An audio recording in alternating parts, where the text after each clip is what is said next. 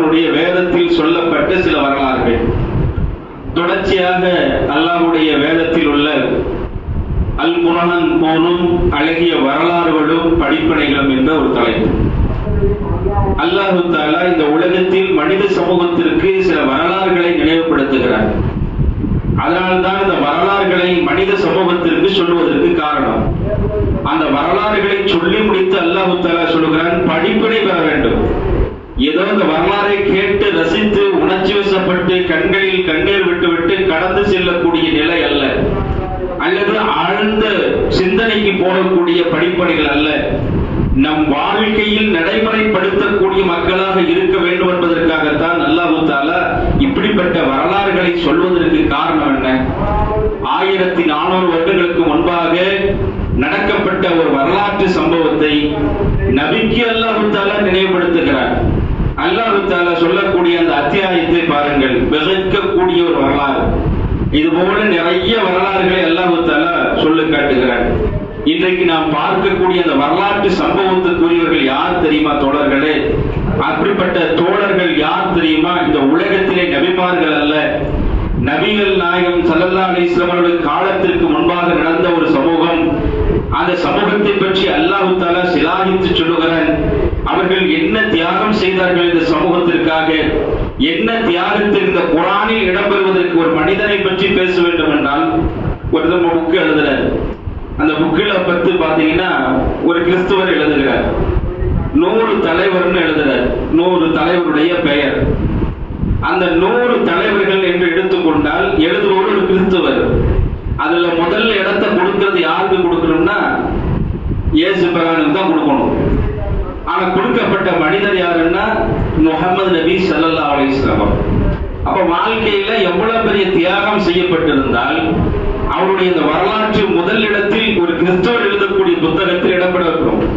அப்ப இந்த புத்தகம் என்பது இருக்கிறது, நம்மிடத்தில் வழங்கப்பட்டிருக்கிற இந்த புத்தகம் இருக்கிறது, இந்த புத்தகத்தில் இடம் பிடிப்பது கியாம நாள் வரைக்கும் இடம் பிடிப்பதற்கு சமம். மனிதர்கள் ஓதிக்கொண்டே இருப்பார்கள். அல்லாஹ் தஆலா வீட்டில் எடுத்து படிச்சு பாருங்க. குர்ஆன் எடுத்து வீட்டில் இருக்கக்கூடிய தர்ஜுமாவை எடுத்து படித்து பாருங்கள். 85வது அத்தியாயம் அல்லாஹ் தஆலா இந்த அத்தியாயத்தின் 4வது வசனத்திலே சொல்லி காட்டுகிறார். குத்தில அஸ்ஹாபல் உஹ்தூத் என்று அல்லாஹ் தஆலா சொல்லி காட்டுகிறார். யாரை பற்றி சொல்லுகிறான் பாருங்கள். குத்தில அஸ்ஹாபல் உஹ்தூத், நெருப்பு கொண்டவர்கள் சபிக்கப்பட்டார்கள் தெரியுமா? சபிக்கப்பட்ட நிலையில் நீங்கள் பார்த்திருக்கிறீர்களா? அன்னாரி தாத்தில் வகூத், விறகுகளை போட்டு எரித்து பெரும் நெருப்பு குண்டத்தை அவர்கள் ஏற்படுத்தினார்கள். இதுவும் அலைஹா கூத், அவர்கள் அதன் பால் உட்கார்ந்திருந்த போது வஹும் அலா மா யஃஅலுன பில் முஃமினீன ஷுஹூத், முஃமின்களே, யார் நம்மை பார்த்து அல்லாஹ் பேசுகிறான், முஃமின்களே அவர்கள் நெருப்பு குண்டத்தில் போட்டு வேதனை செய்வதற்கு காரணம் என்ன தெரியுமா? அவர்கள் சாட்சியாக இருந்தார்கள். என்ன காரணத்திற்காக என்று அல்லாஹ் சொல்கிறான். வமா நகமு மின்ஹு இல்லா அய்யுமினு பில்லாஹி அஸீஸுல் ஹமீத், யாரையும் மிகைத்தவன் புகழக்கூடிய அல்லாஹ் சொல்லுகிறான். அவர்கள் எதனால் தெரியுமா எரிக்கப்பட்டார்கள்? எதனால் நெருப்பு குண்டத்திலே போடப்பட்டார்கள் தெரியுமா? ஈமான் கொண்டார்கள் என்பதற்காகவே நெருப்பில் தூக்கி வீசப்படப்பட்டார்கள். வேறு ஈமான் கொண்டார்கள், கலிமத்து தௌஹீதை ஏற்றுக்கொண்டார்கள். அந்த கலிமத்து தௌஹீதை ஏற்றுக்கொண்டது காரணத்திற்காக அல்லாஹ் தஆலா நெருப்பு குண்டத்திலே ஒரு சமூக மக்களையே நெருப்பு குண்டத்திலே போட்டு இந்த வரலாற்றை அல்லாஹ் தஆலா திருப்பி திருப்பி ஓதக்கூடிய நிலை அல்லாஹ் தஆலா ஏற்படுத்துகிறார். என்ன அப்படிப்பட்ட வரலாறு? இந்த வரலாற்றிலே அல்லாஹ் தஆலா என்ன சொல்லி காட்டுகிறார்? எப்படிப்பட்ட வரலாற்றை அல்லாஹ் தஆலா இந்த மனித சமூகத்திற்கு சொல்லி காட்டுகிறார் என்பதை அன்புக்குரிய சகோதரர்களை நீங்கள் சிந்தித்து பாருங்கள். அல்லாஹ் குர்ஆனில் ஒரு சமூகத்தை பற்றி சொல்வதற்கு காரணம் என்ன? அவன் ஏன் இப்படி நினைவுபடுத்த வேண்டும்? இந்த வரலாற்றுக்கு சொந்தக்காரர்கள் யார் என்பதை எல்லாம் வரலாற்றிலே அல்லாஹ்வுடைய தூதர் ஸல்லல்லாஹு அலைஹி வஸல்லம் அவர்கள் சொல்லி காட்டுகிறார்கள். எப்படின்னு பாருங்க. ரசூலுல்லாஹ் கால சஹாபாக்களுக்கு சொன்ன ஒரு வரலாறு. முன்னொரு காலத்துல ஒரு அரசர் இருந்தார். நான் சொல்வது கதையல்ல சகோதரர்களே, நல்லா விளங்கிக்கணும். நல்லா இந்த ஜும்மாவில் கிடைக்கக்கூடிய ஒரு நபி மொழியாக இருந்தாலும் அந்த நபி மொழியை நம்முடைய உள்ளத்தில் பதிவு வைத்துக் கொள்ள வேண்டும். முன்னொரு காலத்தில் ரசூலுல்லாஹ் சஹாபாக்கள் சொன்ன செய்தி. ஒரு காலத்தில் அரசர் இருந்தார், மலிக், அவனுக்கு அரசர். அந்த அரசன் இருக்கிறானே, அந்த அரசன்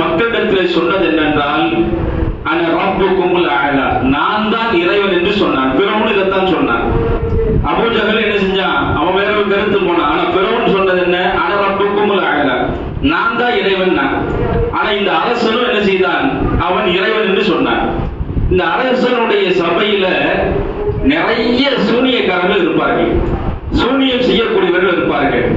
அந்த சூனியம் செய்யக்கூடியவர்கள்ல பெரிய சூனியக்காரர்கள் வகான லஹு ஸாஹிருன் ஃபலம்மா கபிரன் ஸாஹிருன் காலல் மலிக்.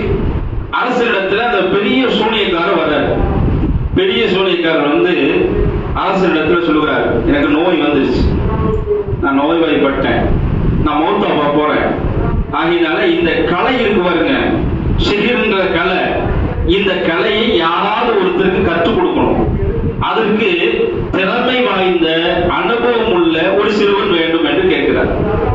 இப்போ அரசர் என்ன செய்கிறார்? ஊர்ல அறிவிப்பு வர்றார். நாட்டில் அரசர் நான் தான் இறைவன் சொல்லி மக்கள்லாம் ஏற்றுக்கொண்டிருக்கிறார்கள். அந்த அரசர் மக்களிடத்தில் அறிவிப்பு கொடுக்கிறார்.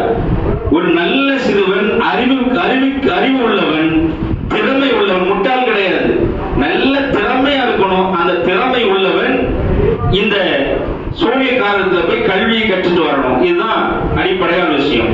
தொலாமை பிடிச்சு ஊர்லயே நல்ல பையனை பிடிச்சாச்சு. அந்த பையனை பிடிச்சு அரசர் கூப்பிடுகிறார். கூப்பிட்டு சொல்லுகிறார், தினந்தோறும் இந்த சூனியக்காரிடத்துல போய் என்ன செய்யணும்? கல்வியை கத்துக்கிட்டு நீ வரணும், இதுதான் உன் வேலை அப்படின்ற. தினமும் அந்த பையன் என்ன செய்யறான்? போய்கிட்டே இருக்கிறான். சூனியக்காரர்கிட்ட போய் என்ன செய்வோம்? கல்வியை கத்துக்கிட்டு வரணும்னு போயிட்டே இருக்கிறான்.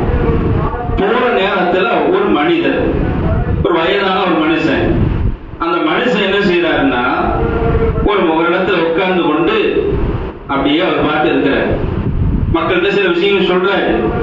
ஆனா இந்த பையன் தினந்தோறும் போவான். சூனியக்காரர் போகிறப்போ இவர் பார்க்கறது ரொம்ப வயசானவர், ஏதோ இவர்கிட்ட ஏதோ பேசணும் போல தெரியுது. நேரம் போய் என்ன செய்யறான்னா, ஒரு நாள் இப்படி போய் பார்த்துக்கிட்டே தான் இருக்கிற, வேற ஒண்ணுமே அவர் செய்யல, வேற எந்த தாவாவும் செய்யல. அவர் செய்யறது எந்த பெரிய தாவெல்லாம் கிடையாது. அவர் என்ன செய்யறாருன்னா ஒண்ணுமே செய்யல. தினந்தோறும் கடந்து போன சிறுவன் போற நேரத்துல இவரை டெய்லியும் பார்க்கிறார். ஒரு நாள் போய் இவர்கிட்ட பேசி பார்ப்போமே, இவர் என்ன எதுக்கா உட்கார்ந்து இருக்க, என்னன்னு தெரியுமே அப்படின்னு பேசி பார்க்கலான்னு போறாரு. அப்படி பேசி பார்க்கறதுக்காக போகிற நேரத்துல அவர்கிட்ட பேசுறார். பேசுறவர் சாதாரணமான அல்ல, அவர் ஒரு ஏகத்துவத்தினுடைய ஒரு தந்தை, ஒரு ஏகத்துவத்தை பேசக்கூடிய ஒருத்தர். அவர் என்ன சொல்றாருன்னா, அல்லாஹ் ஒருவன் தான், வேற யாரையும் அவனை இறைவன் என்று யாரும் ஏற்றுக்கொள்ளக்கூடாது. அந்த பையன் கேட்கிறான், அப்ப மலிக்குன்னு ஒருத்த உட்கார்ந்து அரசன் இருக்கான்ல, அவனைத்தான் ரப்புன்னு ஏற்றுக்கொண்டு இருக்கிறோம், அவன்கிட்ட ஒரு சூனியக்காரன் சொல்லி அனுப்பி விடுறானே, அந்த போறேன்னு நானு.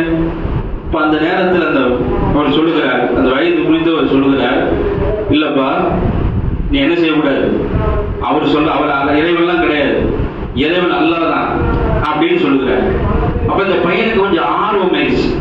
இந்த ஆர்வம் எந்த அளவுக்கு ஆகி போயிடுச்சுன்னா, சுபஹானல்லாஹ், தினந்தோறும் வருவான், தினந்தோறும் பக்கத்தில் உட்கார்ந்துடுவான், உட்கார்ந்து தினந்தோறும் ஒரு இடத்துல கல்வி கற்றுக்கொண்டு என்ன செய்வான்? சூனியக்கார இடத்துல போவான். ஒரு கட்டத்தில் என்ன ஆயிடுச்சுன்னா, சூனியக்காரர் என்ன செய்யறான்னா கூப்பிட்டு வரப்ப லேட்டா வரான், கிளாஸுக்கு வரும்போது லேட்டா வரான். லேட்டா வர நேரத்துல அவன் சூனியக்காரன் என்ன செய்யறான்னா சிறுவனை அடிச்சிடறான். ஏன்டா லேட்டா வர அப்படின்னு கேட்டு அடிக்கிறான். அடிச்ச உடனே சிறுவன் என்ன செய்யறான்னா வாங்கிட்டு வீட்டுக்கு போறான். வீட்டுக்கு போனா வீட்டில் உள்ள குடும்பத்தார்களும் அடிக்கிறார்கள். இது ரெண்டு பக்கம் அடி வாங்குறான். என்ன காரணம்? இந்த ஏகத்துவத்தை தெரிந்து கொண்டான். இவர்கிட்ட போய் டைம் நேரத்தை ஒதுக்கினது. அப்ப இந்த நேரத்தை ஒதுக்கிறத போய் அவன்கிட்ட சொல்லணும். ஒரு நாள் அந்த சிறுவன் வருகிறான், உங்ககிட்ட வந்தா பிரச்சனை, சிகர் செய்யறவன்கிட்ட போனா, சூனியக்காரன் போனா அவன் அடிக்கிறான், அவன்கிட்ட அங்க போனா அவனும் அடிக்கிறான், வீட்டுல அடிவாங்க, சூனியக்காரன் அடிவாங்க, என்ன பண்றது அப்படின்னு கேட்கிறான். அப்ப அவர் சொல்லுகிறார், நீ ஒரு பொய் சொல்லு. என்ன சொல்றது? சூனியக்காரன் இருந்து கேட்டான்னு வச்சுக்க, ஏன் லேட்டா வரேன்னு கேட்டா, சூனியக்காரன் இருந்து வீட்டுல இருந்து அனுப்புறதுக்கு லேட் ஆயிடுச்சுன்னு சொல்லு, வீட்டுல இருந்து அனுப்புறதுக்கு லேட் ஆயிடுச்சுன்னு சொல்லு. சரி நான் சொல்லிடுறேன். வீட்டுல கேட்டா சூனியக்காரன் அனுப்புறதுக்கு லேட் ஆயிடுச்சுன்னு சொல்லு. இப்படி ஏன் ஓடிக்கிட்டு இருக்குது? இப்படி ஏன் மார்க்க தெரிஞ்சு, நான் வீட்டுல கேட்டா அங்கிருந்து வரக்கு லேட் ஆயிடுச்சு, அங்க கேட்டா அங்கிருந்து வரக்கு லேட் ஆயிடுச்சு, இப்படியே ஓடிக்கிட்டு இருக்குது. எந்த அளவுக்குன்னு பாருங்க. ஒரு நாள் அவன் ஏற்றுக்கொண்டிருக்கிறான், அவன் ஏகத்துவத்தை எதிர்த்தான்.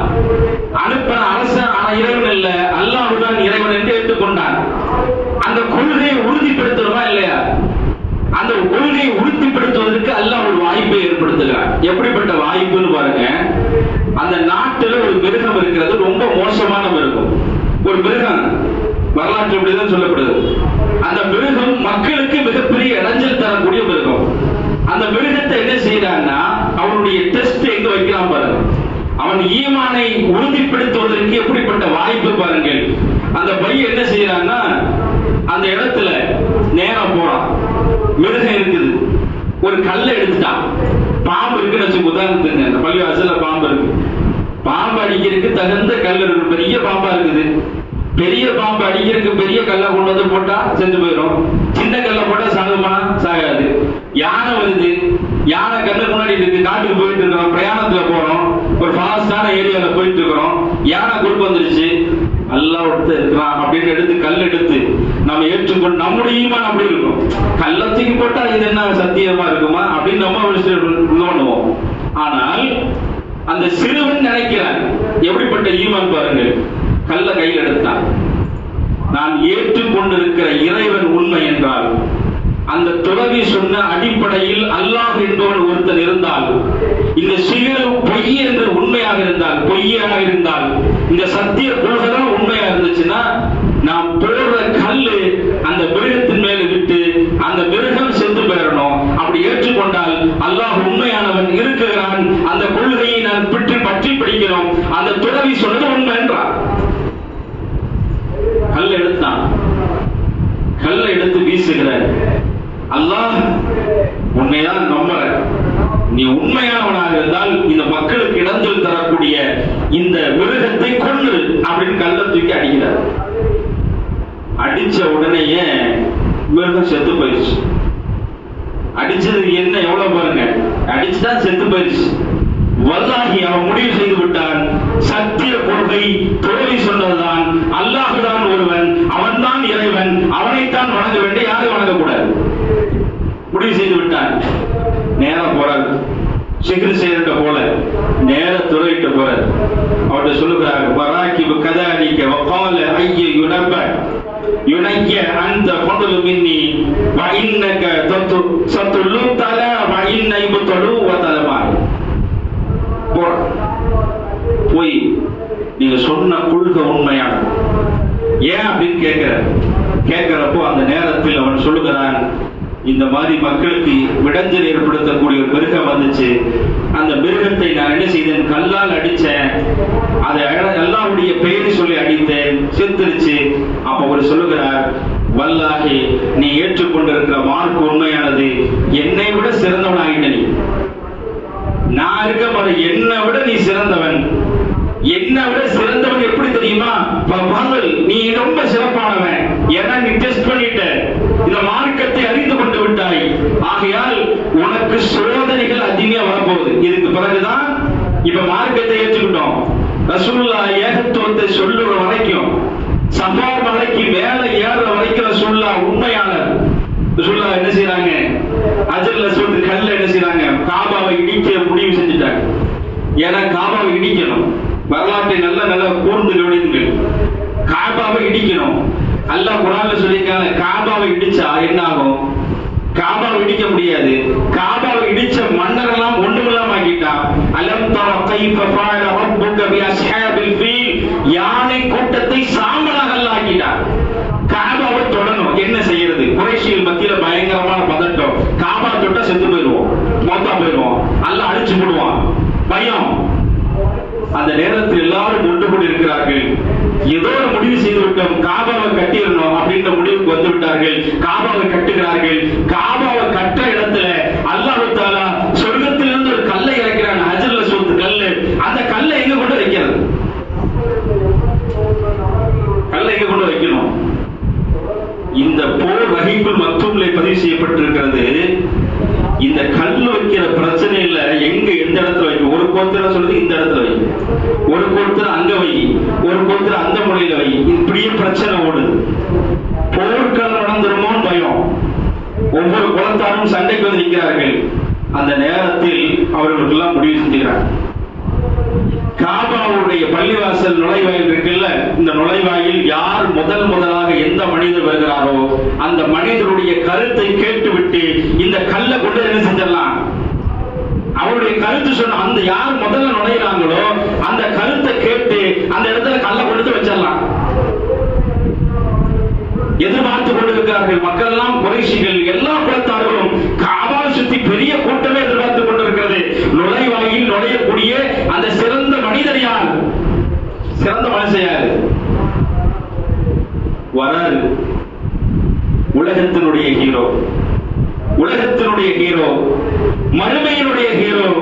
உலகத்தில் தலைவனாக ஏற்றுக்கொண்டால் ஒருவர் இருந்தார் என்றால் அது அல்லாஹ்வுடைய தூதர் முஹம்மது நபி ஸல்லல்லாஹு அலைஹி வஸல்லம் அவர்கள். மக்கள் எல்லாம் எதிர்பார்த்து கொண்டிருக்கிற நேரத்தில் யார் கருத்து சொல்ல போகிறார்? அவருடைய கருத்து தான் இந்த ஹஜ்ர் அஸ்வத்துடைய கல்லுடைய முடிவு இருக்கிறது. இந்த நேரத்தில் அந்த நுழைவாயில் ரசூல் அப்படி உள்ள நுழைகிறார்கள். எல்லா குலத்திற்கும் சந்தோஷம், எல்லா குலத்தார்களும் எல்லாருமே இவர் சொன்னா அந்த வார்த்தையை மாற்றே வராது. இவர் சொல்லிட்டா போதும், அவ்வளவு நம்பிக்கைக்குரிய ரசூல்லா. ரசூல்லா வராங்க, ரசூல்லா சொல்றாங்க, எங்க கல் வைக்கிறோம் நினைச்சுக்கிட்டு இருந்தோம், முதல்ல யார் இந்த நுழைவாயில் நுழைய போகிறார் எதிர்பார்த்தோம். எங்களுடைய பிரியத்துக்குரிய, எங்களுடைய வயசத்துக்குரிய, எங்கள் அன்புக்குரிய எங்களுடைய முஹம்மதே வந்து விட்டார், நீங்க எங்க சொல்லுங்க, அந்த இடத்துல கல்ல வச்சோம். ரசூல்லா ஒண்ணுமே பேசல. ரசூல்லாவுடைய கையால் தூக்குகிறார்கள் கல்ல, சொர்க்கத்தினுடைய கல்ல தூக்கி கொண்டு போய் அப்படி வச்சு, இன்னைக்கு உலக மக்கள் அத்தனை பேர்கள் முத்தமிடுகிறார் என்று சொன்னால் அது அல்லாஹ்வுடைய தூதருடைய கையால் வைக்கப்பட்ட இடம். இப்படி பேசத்துக்குரிய ரசூல்லா சபா மலைக்கு மேல ஏறிட்டாங்க. ஏறி கேட்கிறாங்க மக்கள்கிட்ட, மக்களே நான் என்ன சொன்னாலும் நம்புவீங்களா? முஹம்மது என்ன? ரசூலுல்லாஹ்வுடைய பேச்ச கேட்கிறதுக்கு வராத நபர்கள் காசு கொடுத்து ஆள் அனுப்புறாங்க. அவ்வளவு காசு கொடுத்து அடிமை அனுப்புகிறார். முஹம்மது ஏதோ ஒன்று சொல்ல போறாரு, என்ன கேட்டுவா அனுப்புகிறார்கள். ரசூலுல்லாஹ் மேல ஏறி கேட்கிறாங்க, மக்களே நான் சொன்ன நம்புவீங்களா? மக்கள் எல்லாரும் சொன்ன வார்த்தை அல் அமீன், உண்மையாளர் பார்த்திருக்கோம், உங்கள்கிட்ட பொய் வராது, உண்மை தான் வரும். ரசூலுல்லாஹ் சொல்கிறார்கள், அஷ்ஹது அல்லா இலாஹ இல்லல்லாஹ், அல்லாஹ் ஒருவன் தான், வ அஷ்ஹது அன்ன முஹம்மது ரசூலுல்லாஹ், அவருடைய தூதர் முஹம்மது நபி தான் என்று சத்திய கொள்கை எடுத்து சொல்கிறார். யாரெல்லாம் நல்லவர், உண்மையாளர், இவர் சொன்னால் மாற்று கருத்தே இல்லை, இவர் சொன்னால் முடிவு செய்தால் அது எந்த கருத்தும் இருக்காது என்று பேசினார்களோ, புகழ்ந்தார்களோ, எல்லாரும் மண்ணை ஏன் அபூலஹப் மண்ணை வாரி வீசினார். இதற்காக எங்களை அழைத்தார் முகமது என்று அழைத்து பேசினார். அப்போ சோதனையின் வந்த இஸ்லாம் என்று வந்து விட்டால், ஏகத்துவம் என்று வந்து விட்டால் கடுமையான சோதனை வரும். அதைத்தான் அந்த துறவி அந்த சிறுவனிடத்தில் சொல்கிறார், ஏகத்துவம் ஏற்றுக்கிட்டியா, அல்லாஹ் ஒருத்தர் இருக்கான்னு தெரிஞ்சுக்கிட்டியா, உண்மையா? இதுக்கு பிறகு உனக்கு சோதனை வந்தப்போ வரப்போகுது, அது தயாரா இருந்துக்கோ. அந்த நேரத்தில் என்ன மட்டும் காட்டி கொடுத்துறாரு. அவர் சொல்றார், என்ன மட்டும் காட்டி கொடுத்துறாத, நீ எப்படியா போய்க்கணும். பையன் சும்மா இல்ல, அல்லாஹ்வுடைய மார்க்கத்தை தெரிஞ்சுக்கிட்டான்னா அவன் ஒவ்வொருத்தரும் சும்மாவே இருக்கிறது இல்லை. பிறவி குருடுகள், கண் தெரியாதவர்கள் வந்து இவர்கிட்ட உட்கார்ந்தா குஷ்டம் பிடிச்சவர்கள், தொழுநோய் உள்ளவர்கள் இவர்கிட்ட வந்து உட்கார்ந்து அவருடைய ஏகத்துவத்தை சொல்லுவாரு, அல்லாஹ்ட துஆ செய்யுங்கன்னு சொல்லுவாரு. எல்லாரும் இப்படியே ஓடிட்டு இருக்குது. இந்த மணிக்கு அரசர் இருக்காரு பாருங்க, அரசருடைய சபையில ஒரு அமைச்சர் இருக்கிறார். அவர் பிறவியிலே குருடர். அவர் என்னன்னா பிறவியிலே குருடர். அந்த பிறவி குருடர் என்ன செய்கிறார் என்றால், இந்த ஊர்ல ஒரு சிறுவன் இருக்கிறானாமா, அவன்கிட்ட போனா எல்லா நோய்க்கும் தீர்வு இருக்கிறாமா. நம்மகிட்ட ஒண்ணு இல்ல, ஒரு டாக்டர் இருக்கிறாரு. இப்ப பிரதான நோய் என்னங்க? சுகர் பேஷண்ட், பிபி இதெல்லாம் இருக்கும், ஹார்ட் பேஷண்ட். இந்த டாக்டர்கிட்ட போனா எல்லா நோய்க்கும் தீர்வு இருக்குதுன்னு வந்துடுச்சு வச்சுக்கலாம். எவ்வளவு செலவு பண்ணாலும் சரி, 100 வயசு வரைக்கும் வாழ்வாரு அப்படின்னு வந்துடுச்சுன்னா ஓடிடுவோம். அப்ப அந்த சிறுவனை அந்த மக்கள் பேசிக்கிறாங்க, இந்த பையன் போனா நோய் எல்லாம் இருக்காது, தீர்ந்து போயிடும். அப்போ அமைச்சர்ல, அந்த அரசருடைய அமைச்சர்ல உட்கார்ந்து இருக்கிற அமைச்சருக்கு கண்ணே தெரியாது, பிறவி குருடர். அவருக்கு இந்த செய்தி கிடைச்ச உடனே நிறைய பரிசுகளை இந்த சிறுவனிடத்திலே கொண்டு வருகிறார். நிறைய பரிசு. சும்மா வர்ற ஆளு சும்மா வரல. அவர் என்ன நினைக்கிறார் தெரியுங்களா? அவங்கிட்ட இருக்கிற பிரதான பரிசுகளை கொண்டு வருகிறார். மனிதன் வியக்கக்கூடிய அளவு பரிசு முன்னாடி சிறுவன் முன்னாடி போட்டு, இந்த வச்சுக்க என் அன்பு பரிசு, எனக்கு கண்ணு மட்டும் தெரியணும், அதுக்கு மட்டும் ஏதாவது ஒண்ணு செய்யும். ரூலை சரி பண்ண முடியுமா? அல்லாஹ் தான் சரி பண்ண முடியும். அவர் சொல்றார், சிறுவன் சொல்லுகிறான், நீங்க நினைச்சு வந்த ஆள் நான் இல்ல, நீங்க நினைச்ச வந்த டாக்டர் நான் இல்ல, எனக்கு மேல டாக்டர் அல்லாஹ் தான் இருக்கிறான். அப்ப நான் என்ன செய்யணும்? அந்த டாக்டர் உண்மைன்னு நம்புங்க. அவன் தான் நோயை கொடுக்கிறவன், அவன் தான் நோயை தீர்ப்பவன். அவனிடத்திலே கையேந்தி கேளுங்கள், அவனை நம்பி ஏற்றுக்கொள்ளுங்கள். அப்படி நம்பி ஏற்று அவனிடத்தில் பிரார்த்தனை செய்தால் கண்டிப்பாக உங்களுக்கு அல்லாஹ் கண் பார்வை ஏற்படுத்துவார் என்று சொல்கிறார். நான் சொல்வது கதை அல்ல, படித்து பாருங்கள் வரலாற்றை. இந்த சிறுவன் சொன்னதை கேட்டுட்டு அவர் ஏற்றுக்கிட்டு அல்லாஹ்விட பிரார்த்தனை செய்யறாரு. கண்ணு வந்துருச்சு. கண்ணு வந்துட்டு இவர் என்ன செய்யறாரு, எப்பவுமே இந்த அரண்மனைக்கு நுழையிறப்ப யாராவது ஒருத்தர் பிடிச்சின்னு கூட்டிட்டு போகணும், அல்லது தட்டு தடுமாறி தான் சேர்ல உட்காரு. டெய்லியும் அரசர் பார்க்கிற சம்பவம். இவர் அன்னைக்கு அரண்மனைக்குள்ள நுழையிறப்ப எப்படி போறாருன்னா, அப்படி கையை வீசிக்கிட்டு போறாரு. அரசர் உட்கார்ந்து இருக்கிறார். எந்த இடத்தை யாராவது ஒருத்தர் பிடிச்சா அவர் சேர்ல உட்கார வைக்கணும். வரலாற்று சொல்லப்படுகிறது, முஸ்லிம் என்ற நபிமொழியிலே பதிவு செய்யப்பட்ட செய்தி. யாரோ ஒருத்தர் பிடிச்ச உட்கார வைக்கணும். அன்னைக்குன்னு பார்த்து அரசர் முன்னாடி உட்கார்ந்து அப்படி பார்த்து அரசரை பார்த்து நிற்கிறார். அவருக்கு அரசருக்கு வியப்பு, என்னடா எப்பவுமே தாரா ஒருத்தர் உதவி கொண்டு வருவாரு, இன்னைக்கு பார்த்தா இவர் கையை நீட்டிக்கிட்டு வேற சில நம்மளை பார்த்து சிரிக்கிறாரு, என்ன அமைச்சரேன்னு கேட்கிறாரு. கேட்கிறப்போ, உங்களை நான் பார்த்து கொண்டு இருக்கிறேன் அரசரே அப்படின்றார். உங்களை பார்த்துக்கிட்டே இருக்கிறேன். அப்ப எப்படி? அப்ப அவர் சொல்லுகிறார், அல்லாஹ் என்னை குணப்படுத்தி விட்டான். அப்ப அவன் கேட்கிறான்,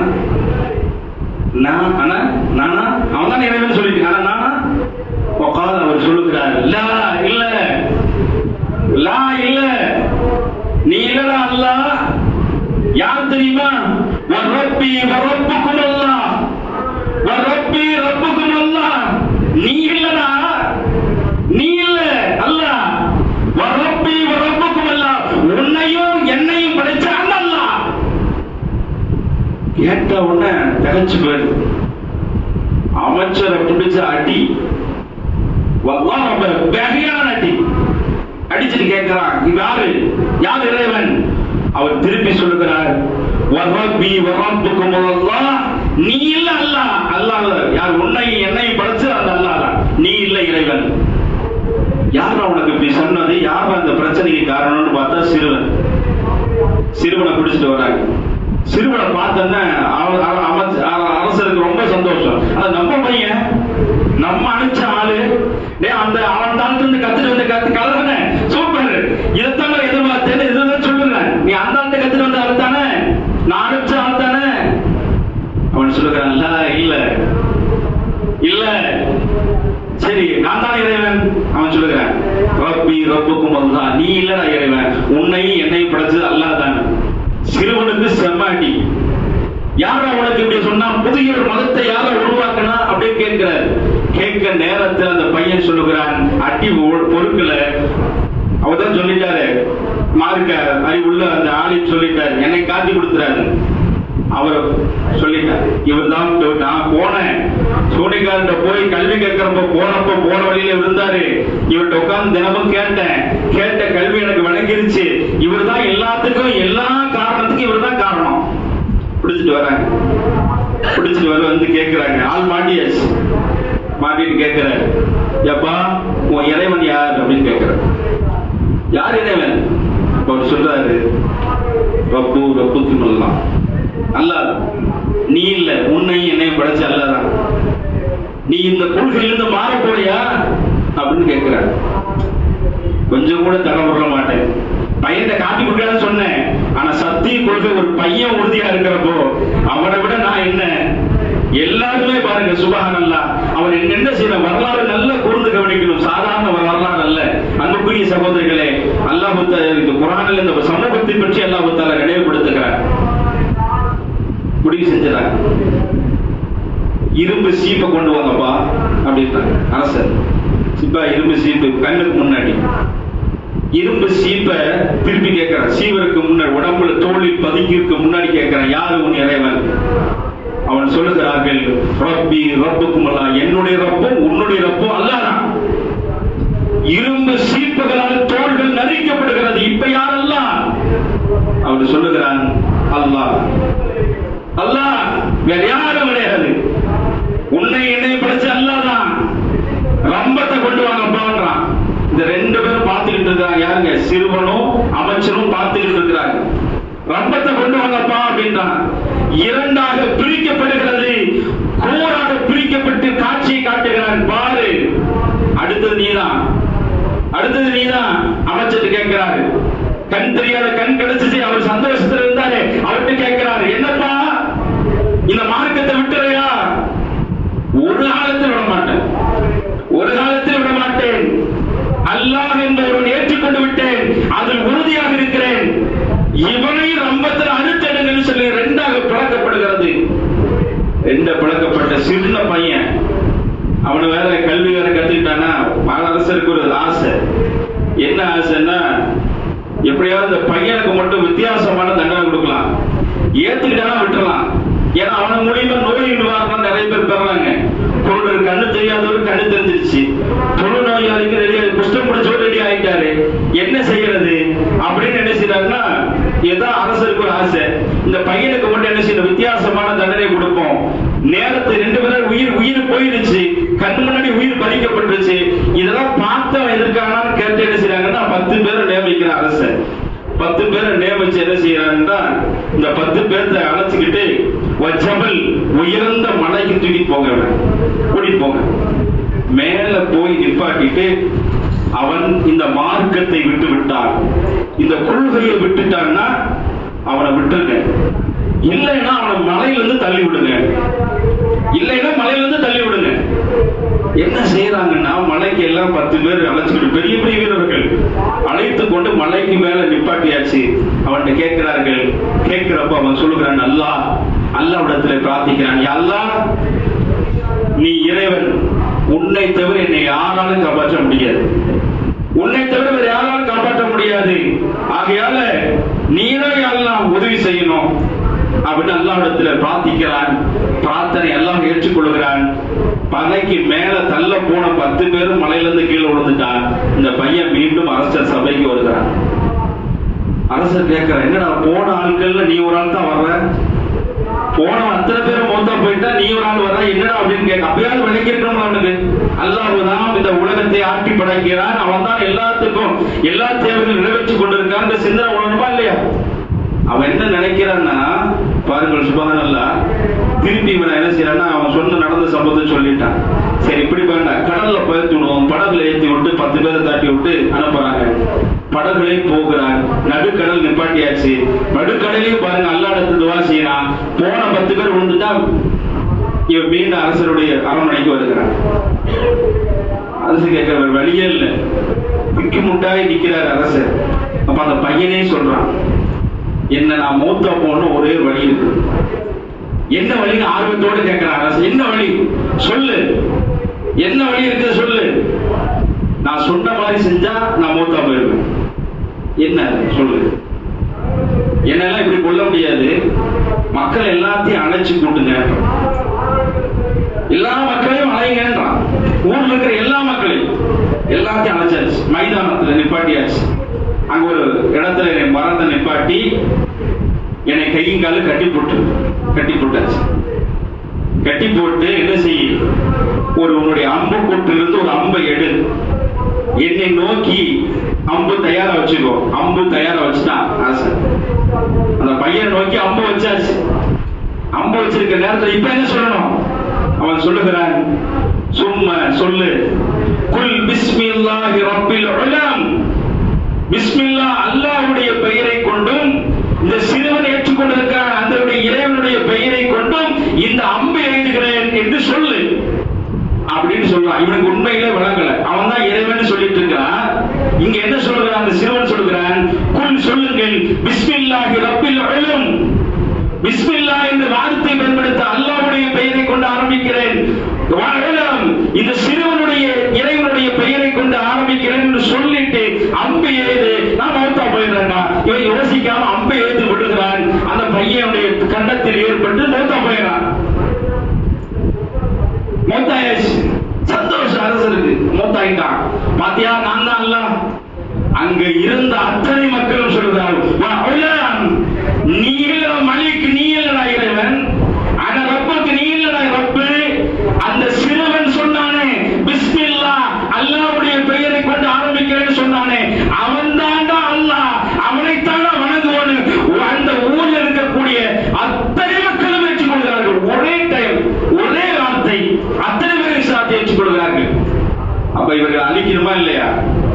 இவங்க அழிக்கிறதுக்காகத்தான் என்ன செய்யறாங்கன்னா பெரிய நெருப்பு குண்டத்தை ஏற்படுத்துகிறார்கள். பெரிய நெருப்பு குண்டத்தை ஏற்படுத்தி என்ன செய்யறாங்கன்னு சொன்னா அல்லாஹ் தஆலா அதைத்தான் குறிப்பிட்டு சொல்லுகிறார். 85வது அத்தியாயத்துல 4ஆம் வசனத்திலிருந்து குறிப்பிடுகிறார். நெருப்பு குண்டைகள், நெருப்பு குண்டைகள் என்று அல்லாஹ் தஆலா சொல்லுகிறார். என்ன செய்கிறார்? குத்தில அஸ்ஹாபுல் உக்தூத், பெரிய நெருப்பு குண்டத்தை ஏற்படுத்துகிறார். ஏற்படுத்தி வன்னாரி தாத்தில் வகூத், விறகுகளை போட்டு எரித்து பெரும் நெருப்பு குண்டம், சாதாரண அல்ல, விறகுகள் எல்லாம் கொண்டு வந்து குவிக்கப்பட்ட நெருப்பு குண்டம். அந்த இதுவும் அலைஹா கூத், அந்த நெருப்புக்கு பக்கத்தில் உட்கார்ந்து சிம்மாசனத்தில் அந்த அரசர் உட்கார்ந்து கொண்டான். ஊரில் இருக்க எல்லா மக்களையும் அழைக்கிறான். முதல்ல ஒரு குடும்பம் வருது, அவன்கிட்ட கேட்கிறான், விடுறையா, உயிர் வேணுமா இல்ல இந்த மார்க்கத்தை ஏத்துக்கிறீங்க? அவன் சொல்லுகிறார், அந்த குடும்பம் சொல்கிறது, உயிர் எங்களுக்கு தேவையில்லை, ரப்புல் ஆலமீன் தான் உண்மையானவன், அல்லாஹ்வை ஏற்றுக்கொள்வோம் என்று சொல்லி ஒவ்வொருத்தரும் அந்த நெருப்பு குண்டத்திலே விழுகிறார்கள். வரலாற்றிலே சொல்லப்படுகிறது கிட்டத்தட்ட 70,000 பேர்கள், முன்னேறு பக்கம் சொல்லப்படுகிறது 20,000 பேர்கள் நெருப்புகளே விழுந்து மூத்தா போனார்கள். அதில் இறுதியாக ஒரு தாய் வருகிறார், மகளுக்கு, தன்னுடைய மகனுக்கு, பிள்ளைக்கு பாலூட்டி கொண்டிருக்கிறார். எல்லா காட்சியையும் பார்க்கிறார், பார்த்து கொண்டிருக்கிறார். அங்கே விழுகக்கூடிய காட்சி எல்லாம் பார்க்கிறார். அந்த நெருப்பு குண்டத்திலே விழுகக்கூடிய ஒவ்வொரு மக்களையும் பார்க்கிறார். தன்னுடைய கையில் தன்னுடைய பிள்ளைக்கு பாலோடு பால் கொடுத்து விட்டு கடைசியாக அந்த நெருப்பு குண்டத்திற்கு முன்பாக நிற்கிறார். அவருக்கு ஒரு தயக்கம் வருகிறது, நெருப்பிலே விழுகணுமா, நெருப்புல போய் விழுந்தரலாமா, நம் கையில் வைத்திருக்கிற நம் பிள்ளை தானே, இந்த பிள்ளை விட்டு விட்டு நாம் வேண்டாம் விழுந்து விடலாமே என்ற எண்ணம் உங்களுக்கு தோன்றுகிறது. அல்லாஹ் அந்த குழந்தையை பேச வைக்கிறான். இந்த நெருப்பை விட, இந்த நெருப்பை விட இந்த மார்க்கம் சிறந்தது, இந்த நெருப்பை விட அல்லாஹ் சிறந்தவன், இந்த நெருப்பை விட அல்லாஹ் பாதுகாப்பவன், இந்த நெருப்பை விட உலகத்தில் யாரும் பாதுகாப்பு வழங்க முடியாது, ரப்புல் ஆலமீன் தான் பாதுகாப்பு வழங்குவான். என்னை விட, இந்த நெருப்பை விட, இந்த உலகத்தில் இருக்கிற மக்களை விட அல்லாஹ்வே மிகச் சிறந்தவன். நீயும் நானும் இந்த நெருப்பில் விட வேண்டும், அல்லாஹ்விடத்தில் உயர்ந்த ஜன்னத்தை அடைய வேண்டும் என்று சொல்கிறார்கள். சொல்லக்கூடிய காட்சி அல்லாஹ் ஏற்படுத்துகிறார் என்று சொன்னால் இந்த வரலாறு நமக்கு சொல்லக்கூடிய படிப்பினை என்ன சகோதரர்களே? இந்த வரலாறு நமக்கு சொல்ற படிப்பினை என்ன? எந்த காலத்திலும் சரி, எக்காலத்திலும் சரி, இந்த கொள்கை உண்மையானது, இந்த கொள்கையில உறுதியாக இருக்கணும். அது குடும்பம் எதிர்த்தாலும் சரி, நம் மனைவி மூலியமாக அல்லாஹ் குர்ஆன் சொல்லுகிறான் பாருங்கள், உங்கள் மனைவி மூலியமாக, மனைவி மூலம் வரும், பிள்ளைகள் மூலியமாக, நீங்கள் நேசிக்கின்ற தாய் மூலியமாக, தந்தை மூலியமாக, உறவுகள் மூலியமாக, நீங்கள் நஷ்டமடைந்து விடுவோ என்று எண்ணுகின்ற வியாபாரம், இது அல்லாஹ் சொல்லணுமா? வியாபாரத்தை அல்லாஹ் பேசணுமா? நீங்கள் கட்டிய வீடுகள் மூலியமா உங்களை சோதிப்போம், பொறுத்துக் கொள்வர்களுக்கு வெற்றி இருக்கிறது, ஜன்னா இருக்கிறது. ஆகையால் இந்த கொள்கை ஏற்றுக்கொண்டிருக்கிற நாம் அதில் உறுதியாக இருக்க வேண்டும். ஒரு காலத்திலும் இந்த கொள்கைக்கு மாற்றமாக, கலிமத்து தௌஹீதுக்கு மாற்றமாக நம்முடைய வாழ்க்கை இருந்துவிடக் கூடாது என்பதை நம் உள்ளத்தில் ஆழமாக பதிவு வைத்துக் கொள்ள வேண்டும் என்று சொல்லி முடித்துக் கொள்கிறேன். வாஹிரு தவானா அல்ஹம்துலில்லாஹி ரப்பில் ஆலமீன். அஸ்ஸலாமு அலைக்கும் வரஹ்மத்துல்லாஹி வபரகாத்துஹு.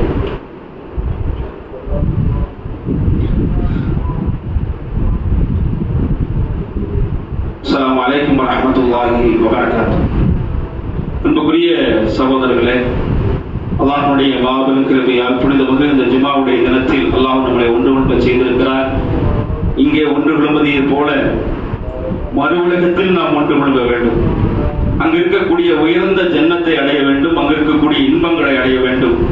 அந்த அடைவதற்கு அல்லாஹ்வுடைய மார்க்கத்தை பின்பற்ற வேண்டும். போன வாரம் சகோதரர் இஸ்மாயில் பாய் அவர்கள் ஒரு உரை நிகழ்த்தினார்.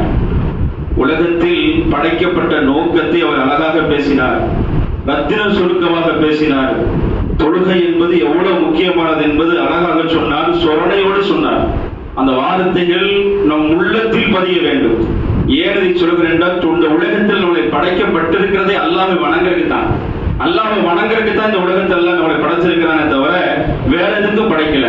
அந்த நோக்கத்தை மறந்து இந்த உலகத்தில் வாழ்ந்து கொண்டிருக்கிறோம். அன்பார்ந்த சகோதரர்களே, அந்த வாரி நமக்கு உரைகள் நிகழ்த்தப்படுவதற்கு, நம்முடைய நன்மைகளை பெருக்குவதற்காக, ஜன்னத்தை அடைவதற்காக. ஆகையால் அந்த ஜன்னத்தை அடையக்கூடிய மக்களாக, தொழுகையுள்ள மக்களாக, குர்ஆன் சுன்னாவை பேணக்கூடிய மக்களாக அல்லாஹ் தஆலா உங்களையும் என்னை ஆக்குவான் கூறி இந்த உரையை நிறைவு செய்கின்றேன். வாஹிரு தவானா அல்ஹம்துலில்லாஹி ரப்பில் ஆலமீன். அஸ்ஸலாமு அலைக்கும் வரஹ்மத்துல்லாஹி வபரகாத்துஹு.